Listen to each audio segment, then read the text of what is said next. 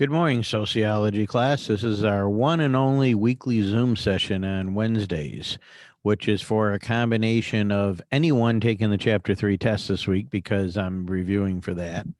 Also, the C group, which hasn't arrived yet but should be working on stuff. And actually, not a lot of stuff because we're going to do a fair amount in class this week because we're not doing the Chapter 3 testing class. And as always, you can use your notes and slides on the Chapter 3 test. But I'm going to do some review today so you have some idea what it's all about, especially for the C group. I've covered some of it in class already. Actually, for the H group, I covered most of it in class. And then whatever else I think of to share with you today. So without further ado, let's get right into this. And we're open up our Google Classroom. I'm here in the studio today. It's a Wednesday. Anybody wants to come in and work for any reason, the Mac Lab's open all day. I'll be mostly in the studio. I'll be back and forth a little bit, but you're welcome to come in and work. Okay, so go to classwork and we'll cut up to our current week. In class this week, the big thing we're going to do is this video called Inside the Teen Brain. So if you were here in H group, you already have done it. Unless you're absent, then you have to do it at home. And if you're in C group and you're going to be here the next 2 days, we'll be doing this in class. So don't worry about that. Okay. Unless you want to do it at home, you can, but we'll be doing that one in class. 3 ways to resolve conflict. The H group, we're able to fit that in on the second day near the end of the block. So if all goes well, we'll fit that in too. Definitely on the second day, want to fit in this one here. This is talk about fresh in the news. This is from Sunday. It came out, and it's just a segment from the CBS Sunday Morning Show. And this is sociology you have lived, you have experienced, you have been part of it. And that is this past year with the pandemic. That led to a lot of changes. Very good case study for sociology. It affected you, affected our school, affected our community, our country, the world. So many people have been affected by a lot of changes, some for the better, some for the worse. So we're going to be doing an assignment on that, and that's sociology you're actually living, okay, and going through. So that's going on.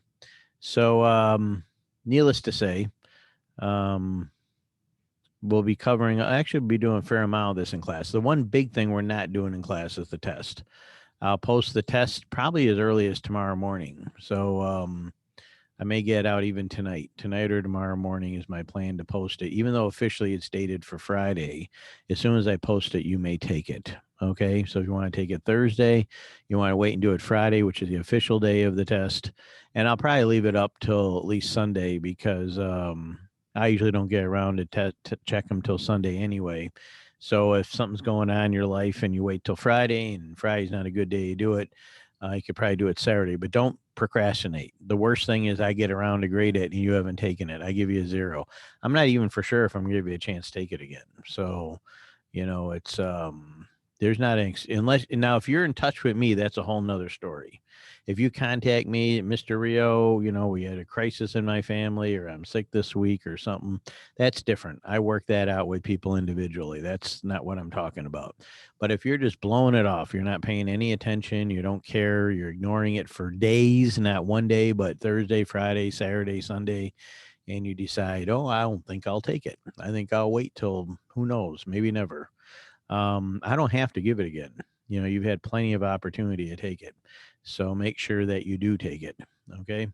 Now I'm going to go back here to the slides for chapter 3 and going to go to the notes. Chapter 3 is about social structure. And we talk about it's a network of interrelated statuses and roles. So that, in your life, you have all kinds of statuses and roles all the time. You are a son or daughter, you are a student, you are a friend, you are a brother or sister to somebody, maybe you are a member of a sports team, you are a member of maybe a religious group, you are a teenager, you are whatever. There's all kind of things that are part of your status.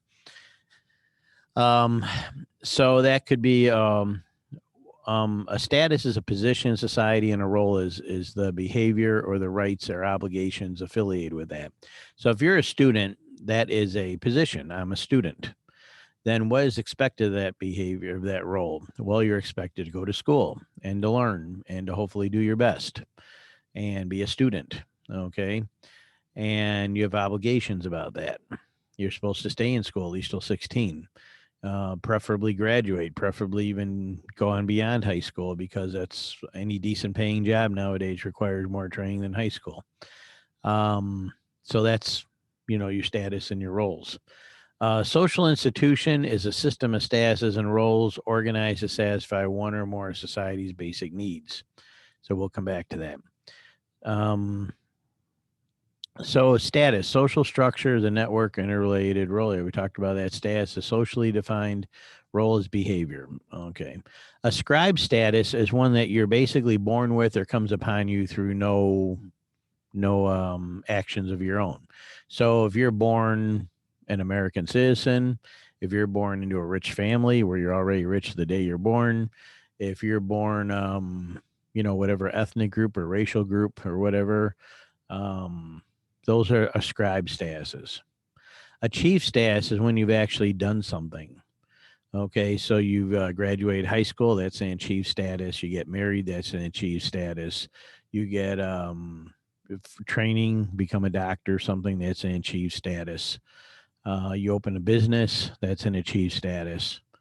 You have kids, that's an achieved status. Okay, you're a parent now. Master status is you have all these statuses in your life, but oftentimes people have one that they consider the most important. For some people, it's their job, it's their work. That's the most important thing in their life. For other people, it's being a parent. That's a lot of parents will say being a mother or a father is the most important thing in their life, their most important status. For some, it's being a spouse, a husband or a wife. Now you might say, what about someone that it's important for my job, it's important for my being a parent, and it's important being a husband or wife? Yeah, that's true. Sometimes it's hard to prioritize when you got such important ones all up there. That's comes into something that's a little bit farther in our notes called role conflict and role strain. Okay, that's where there's a lot of stress of trying to do all the above, be there for your kids, be there for your work, be there for your spouse. Okay, so that's a big demand. So we have going into 8, 9, 10, and so forth. We have role expectations and role performance. In your job, you have a lot of responsibilities. You're got an important job. You have a lot to learn, a lot to do, a lot of hours to put in. So that's expected. As a parent, you have huge responsibilities 24/7 for your kids, even if you're not with them 24/7. Okay, so that's a huge responsibility. Providing for them, taking care of them, being there for them. Huge, huge responsibility. Then you got, if you're married, you got being a spouse. That's important. And if you don't focus on that, that's one of the reasons we probably have such a high divorce rate. People get focused on their jobs and their kids and everything else and not on each other. And that could create a lot of problems. And if you get a divorce, that's called a role exit. You're leaving the role of being someone's spouse, whether voluntarily or involuntarily, in a divorce. Another role exit would be that job that's so time consuming and takes over everything. You suddenly decide it's more important to have family time. So you're going to exit that job and go for maybe another job that isn't so demanding, that you got more time with the family. Role strain is, the difficulty of trying to deal with all that. Even though this could happen to anyone at any age with all kind of, demands on their time and everything. One group that has been highly publicized for this is women, because women are expected to be, if they're in a job, they got their job responsibilities. If they're in a marriage, they got their, big expectations with their marriage. And then, of course, being a mother, if they have kids, that's another big area of expectation. So that can be quite difficult for a lot of women. Now, you might say, what about men? Would they have similar ones? Yes. But generally speaking, being a little stereotypical, it'd probably be a much bigger issue on average for women, in the big picture. So that brings us to, the role conflict, role strain, and role exit. Identify cause and effect. You got contradictory expectations. The boss says you got to be at this meeting, and your kid's got a baseball game they want you to be at, and whatever else. So there's a lot, to deal with. Types of social interaction.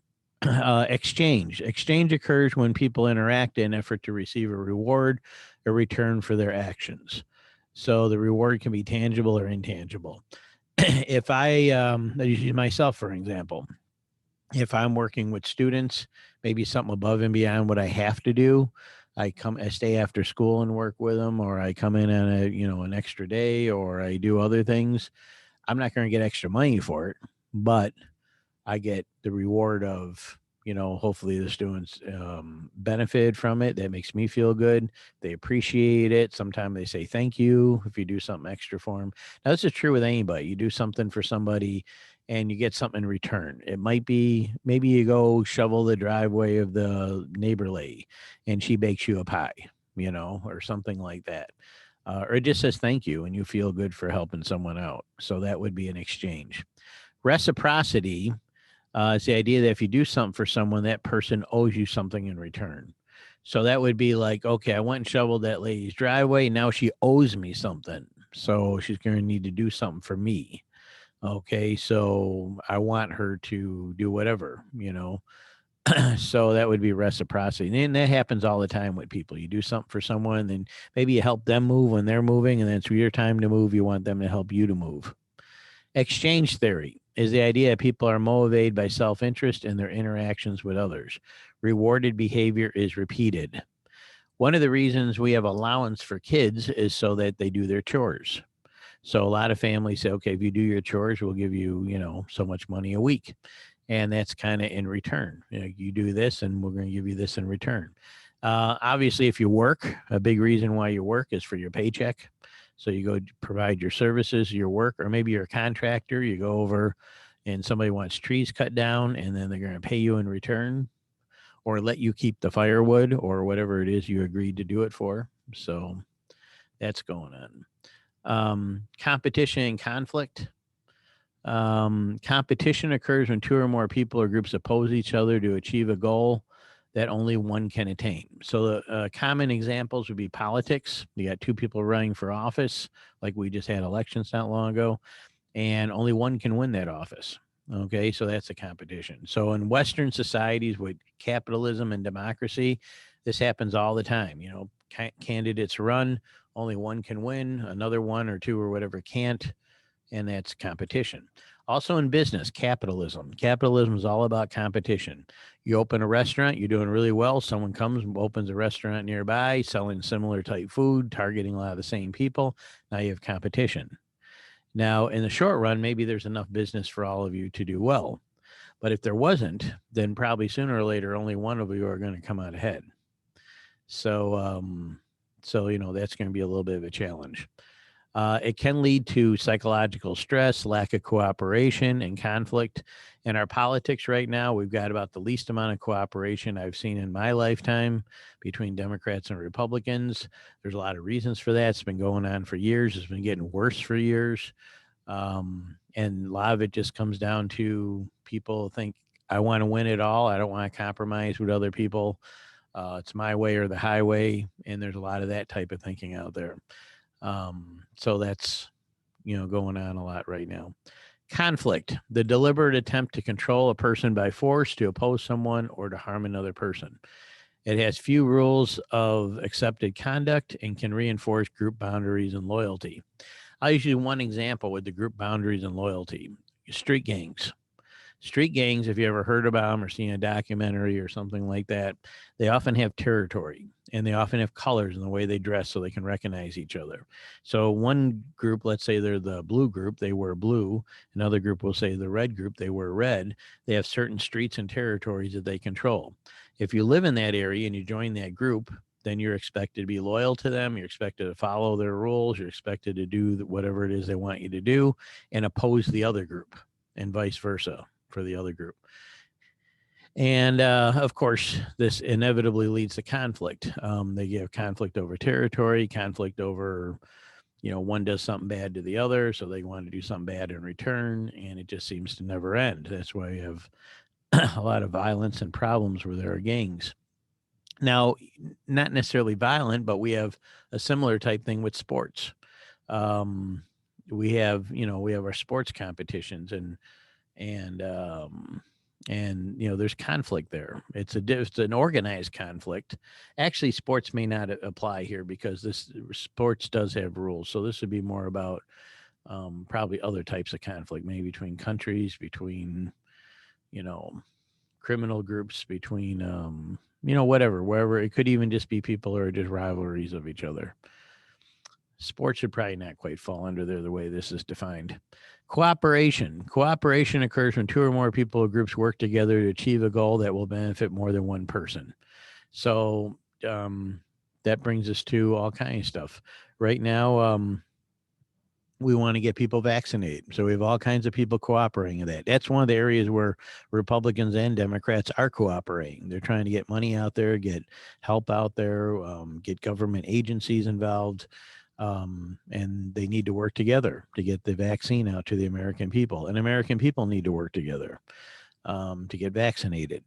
So that is an area where cooperation is a good example.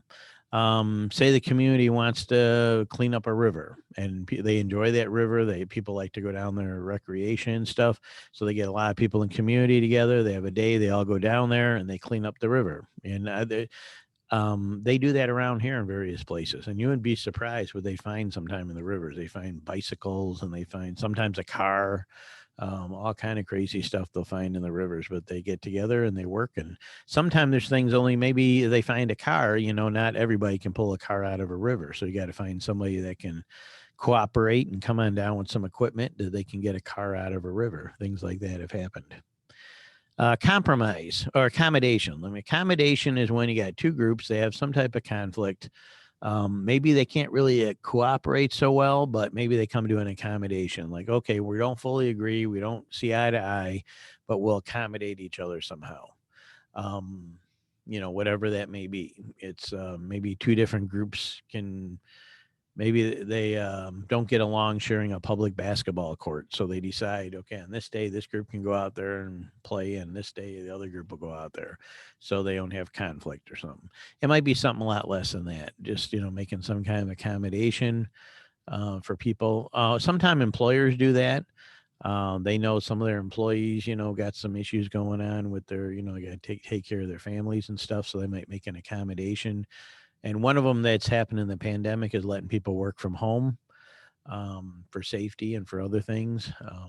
So, yeah, there's things you can do for people that can help balance between cooperation and conflict. Compromise is when each party gives up something for the other. So you don't agree, but you make a compromise. Truce is when you don't agree, but decide not to fight. It's like, okay, we don't agree, but we don't necessarily have to fight either. So we'll make a truce. You do your thing, I'll do my thing, and so be it.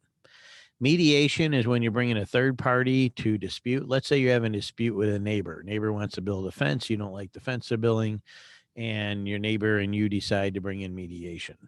Now, the mediator would be somebody that both sides trust and agree to, but neither side are bound by what the mediator says. So the mediator tries to get them to work together, listens to them, tries to look for compromises, but neither side has to abide by the mediator. Now, another common thing people do is arbitration. They have a lot of these between, say, an employer and an employee. They have some kind of significant dispute that could go to court, but neither side wants to go to court because it's going to be a lot more time, a lot more money, a lot more, problems. So they hire an arbitrator, and that's like mediation, except whatever the arbitrator does, they agree to do whatever they say. So the arbitrator is almost like a judge. They'll listen to both sides, and then decide later, you know, who, they'll make a decision, and both sides have to abide by, just as if they're going to court, except it's a lot quicker and a lot easier and make it a lot quicker, a lot cheaper. So this goes into some types of accommodations. I'm not going to go through all that right now. Just economics here. We got pre-industrial societies go way back when people were just hunter-gatherers or early versions of agriculture economies. Starting around 1800s, we got industrial societies where they started building plants and factories. People started moving to cities. Instead of being farmers, they would work in factories or other types of manufacturing jobs. And that changed everything. Cities boomed, and it created both opportunities and problems. And the opportunities was a chance to maybe get a better job, or if you're the owner of the factory, make a lot of money, or buy goods made in the factory that might be better and cheaper than what you had before. On the downside, you had a lot of slums. You had people taken advantage of. You had people in terrible work conditions, and that led to a lot of conflict and problems in the 1800s, especially, and since, and before. So it led to an urbanization, which led to a lot of social issues dealing with cities, and that's when a lot of early sociology got started. Post-industrial societies is what's pretty much we live in today in the US and West Europe and Japan and other advanced countries. That doesn't mean we don't have industries. You still have industries, but they're way less size of the job market as they used to be. So we have a lot less people working in factories. One reason is automation. I mean, even Kellogg's here in town used to have over 4,000 employees in the factory. Now they've got maybe a couple hundred, if that, because they got machines making everything. There's a lot of reasons for that. Or some jobs just simply left the country and they make things in Mexico or China or somewhere because it's cheaper. So that leads to a post-industrial society, which means a lot of the jobs of the day and of the future are about services. They're about education, like teaching and stuff. A lot of jobs there. Medical is boomed. There's tons of medical related jobs. A lot of IT jobs, computer jobs, communication jobs, media jobs, insurance jobs, all kinds of jobs that involve services and things like that, not necessarily making something. So that's what we're in now, and there's a lot of changes that have gone along with that. So that's pretty much it. Take the test maybe as early as tomorrow, or you can, take it Friday is the official day. So if you can take it tomorrow or Friday, Saturday is like a bonus day. If someone's got something going on these 2 days, they got Saturday to make it up. So get it done. But officially, it's Friday. Okay, that's it for a day. Everyone, good luck with your test you're doing your own. C group will be very busy on Thursday and Friday doing most of the other assignments in class. So that's the plan for this week. So everyone take care. Enjoy this weather too. And I will see C group tomorrow. And don't forget, next week, Monday, we got a half day with the H group. And then our Wednesday next week is actually on Tuesday. And then we'll have H group again on Wednesday next week. And then we'll have the C group. And then the week after that, we're back 4 days a week. Everybody's going to come together. So the C group and the H group will get to meet each other and be in class together 4 days a week. And that may be it for the rest of the year unless something comes up to change it. So again, have a great day. Take care and see ya.